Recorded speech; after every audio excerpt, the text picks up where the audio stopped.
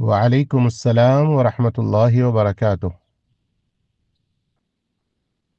ప్రియులారా, మన ప్రవక్త ముహమ్మద్ సల్లల్లాహు అలైహి వసల్లం వారి కాలంలో, అంటే ఆయన చనిపోయేకి ముందు సంపూర్ణంగా ఖురాన్ అవతరించింది. ఖురాన్ ప్రవక్త ముందు, ముస్లింల ముందు ఉండినది. మరియు ప్రవక్త కాలంలో స్వయం ప్రవక్త సల్లల్లాహు అలైహి వసల్లం వారి ఇద్దరు కుమారులు, ముగ్గురు కూతుర్లు, అలాగే ఇద్దరు భార్యలు, అంటే ఒక మనిషికి అత్యంత దగ్గరగా ఉండే బంధువుల్లో వీరు మూడు రకాల వారు, కొడుకులు, బిడ్డలు, భార్యలు చనిపోయారు.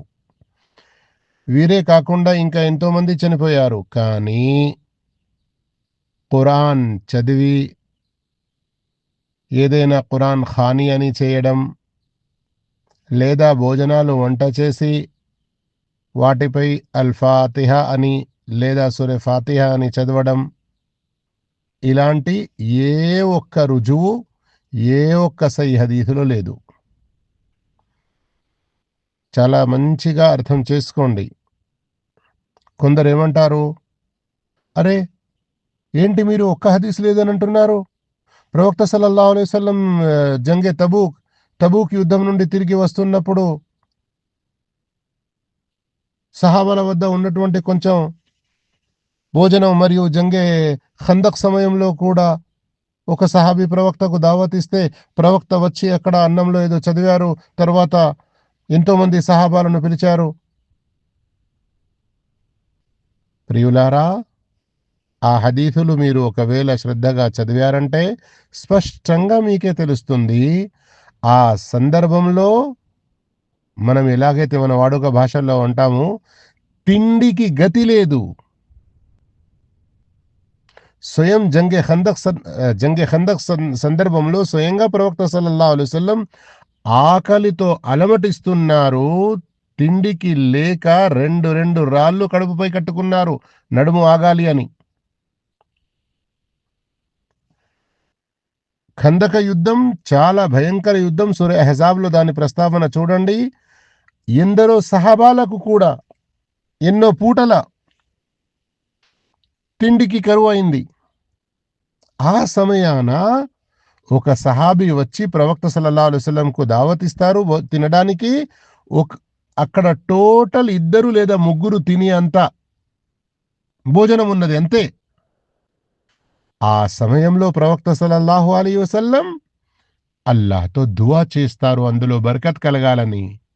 మరియు ఎంతో మంది సహాబాలు ఆ భోజనంలో నుండి తింటారు, ఏమీ అందులో నుండి తరగదు. ఇదే సిచ్యువేషన్ జంగే తబూక్ సమయంలో కూడా. పోతున్న సమయంలో నీళ్లు కరువయ్యాయి. చివరికి ఒక ముష్రిక్ స్త్రీ ఒంటెపై, ఏమంటారు దాన్ని, నీళ్ల యొక్క ఆ తోలుతో చేయబడుతుంది, దాంట్లో నీళ్లు తీసుకుని వస్తుంది. సహాబాలు ప్రవక్త వద్దకు ఆమెను తీసుకొచ్చారు. ప్రవక్త సల్లల్లాహు అలైహి వసల్లం అల్లాహ్తో దువా చేశారు, ఆ నీళ్లలో వేళ్ళు పెట్టారు. ఆ తర్వాత ఆ సైన్యంలో ఉన్న సహాబాలందరూ కూడా త్రాగడానికి, అవసరానికి, వాడుకోవడానికి నీళ్లు తీసుకున్నారు. ఆ నీళ్లల్లో ఏ మాత్రం తరగలేదు. ప్రవక్త ఆ స్త్రీతో ఏమన్నారు, ఏమమ్మా, నీ నీళ్లలో నుండి మేమేమైనా తగ్గించామా? అల్లా మాకు ప్రసాదించాడు. ఆ తర్వాత కొన్ని ఖజూర్లు, ఇంకా కొంత సామాన్ ఆమెకు బహుమానంగా ఇచ్చి కూడా పంపారు.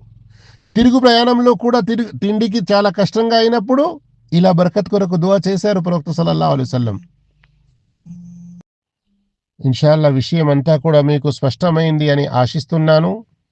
మరొక సత్యం చెబుతున్నాను. సత్యం కొందరికి చాలా చేదుగా ఏర్పడుతుంది, కానీ శ్రద్ధగా అర్థం చేసుకోండి. మన చుట్టుపక్కన ఉన్నటువంటి మన హైందవ సోదరుల్లో ఏ చిన్న పని చేసినా గానీ, ఇంట్లో ఏదైనా శుభకార్యం చేసుకున్నా గానీ, ఏం జరిగినా అక్కడ పూజారి వద్ద ఏదో చదివించడం, పూజారి ద్వారా అక్కడ ఏదో పఠింపజేయడం, ఆ తర్వాత ప్రసాదం అన్న పేరుతో పంచడం, ఇలాంటి విషయాలు ఉంటాయి. దాంట్లో కొంత బహుమానం, నజరానా ఈ విధంగా పుజారులకు ఇవ్వడం కూడా ఉంటుంది. అలాంటి కొందరు అజ్ఞానులు మరియు మౌల్వీలు అన్నట్లు పేరు పొందినటువంటి ఖురాన్ హదీస్ యొక్క సరి అయిన జ్ఞానం లేని కొందరు ఇలాంటి అలవాట్లు ఇస్లాంలో చేసుకున్నారు. అందుకొరకే నా చిన్నతనంలో కూడా పల్లెటూర్లలో దావత్ పనులకు వెళ్ళినప్పుడు అక్కడ కొందరు స్త్రీలు చెంబులు పంపేవారు నీళ్ళతోని. ఏంటి, గుసుల్ కా పానీ పడకేదో. అల్లాహు అక్బర్! ఇలాంటిది ఏం లేదండి. మొల్సాబే ఏదో గుస్సుల్ కా పానీ పడకే దేనా, ఆ తర్వాత స్త్రీలు స్నానం చేయాలి. అప్పుడే వారి యొక్క స్నానం అవుతుంది. ఇంట్లో కొత్త ఇంట్లో ప్రవేశిస్తే మొల్సాబ్ వచ్చి ఏదో కోడి కొయ్యాలి. అప్పుడే ఆ ఇంట్లో ప్రవేశించవచ్చు.